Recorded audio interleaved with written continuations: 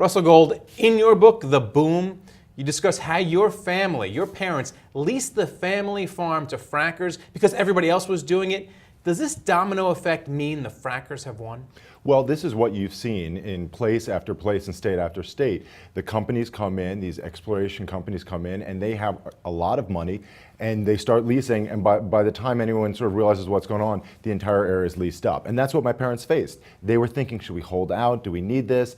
They looked around, they talked to the neighbors. Everyone else had leased. They realized they were going to get the trucks, the rigs, the inconvenience, so they figured, well, we might as well.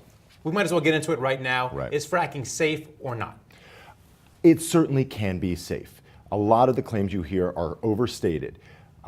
There are ways to build wells to protect the water. There are ways to build wells on the surface so you don't have the air emissions. There's absolutely no reason it can't be safe. Yes, it's an industrial activity. There are going to be accidents sometime, but the companies have learned and are continuing to learn, and regulators are continuing to put pressure on the companies so that my sense, and in talking to people who live there, it is a safe activity, or as safe as an industrial activity gets. How far into the boom are we? Yeah. How many family farms are left to sell?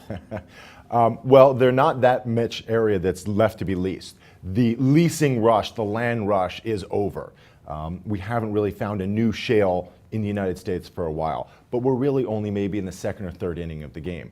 There is many thousands of wells, tens of thousands of wells left to drill. We're drilling 100 wells a day. This could go on for decades. Well, natural gas is viewed as being safer than coal, which is environmentally really horrible, and oil, which we have to fight Mideast wars for. So people like natural gas. That said, you're worried about greenhouse gases and the carbon effect. Right. No question. Natural gas is better than coal.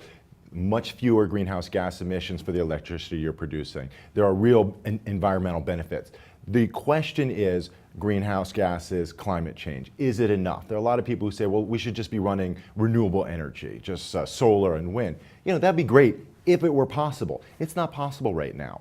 You know, maybe we could do 10 or 20% renewable energy. So until then, you need those fossil fuels to keep. But is the government looking at natural gas like a transitional energy so they don't want to mandate that, for example, the trucking industry change its engines to natural gas? Are they just waiting for electric?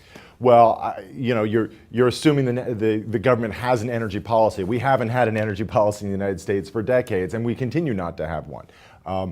You know, the government, the federal government, the Obama administration looks favorably on natural gas, likes natural gas, thinks it's a good direction to head. You know, at the same time, though, they're not regulating much of anything, and that's probably smart. They don't want to choose a winner. They don't want to tell the trucking fleet, hey, you need to be converting to this. Some companies are coming around on their own. BNSF, the big railroad owned by Warren Buffett, has made the decision, hey, let's run some of our trains instead of on diesel, on natural gas, and the reason is they've got a good payback. All right. Payback on the boom. Thanks a lot, Russell Gold. Thank you. Thank you for watching The Street.